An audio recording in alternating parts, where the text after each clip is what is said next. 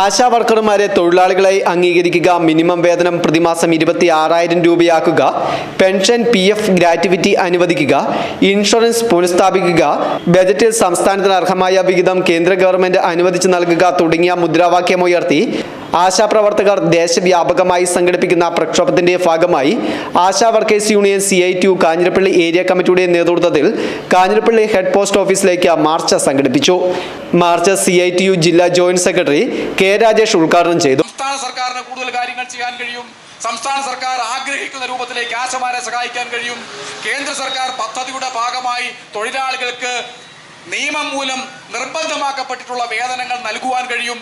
എന്നാൽ നിർഭാഗ്യവശാൽ രാജ്യം ഭരിക്കുന്ന BJP, ആ BJPയുടെ അഖിലേന്ത്യാ പ്രസിഡന്റ് അദ്ദേഹം ആരോഗ്യ വകുപ്പ് മന്ത്രിയായിട്ടിരിക്കുന്നു.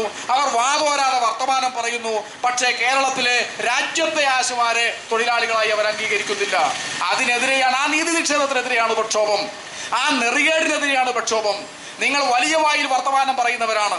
വാട്സപ്പ് ഗ്രൂപ്പുകളിൽ ആളുകളെ തെറ്റിദ്ധരിപ്പിക്കുന്ന മെസ്സേജുകൾ നിരന്തരമായി പ്രവാഹമായി ഒഴുക്കിവിടുന്നവരാണ്. അതുകൊണ്ടൊന്നും കേരളത്തിലെ തൊഴിലാളികൾ തെറ്റിദ്ധരിപ്പിക്കപ്പെടുകയില്ല. Union area president Nisa Saleem അധ്യക്ഷത വഹിച്ചു. CITU ജില്ലാ കമ്മിറ്റി അംഗങ്ങളായ PS Surendran, PK Naseer, Ajas Rasheed, ASHA workers union നേതാക്കളായ സിനു സോമൻ, ഷെർലി വർഗീസ് തുടങ്ങിയവർ പ്രസംഗിച്ചു. News bureau, Mundakayam.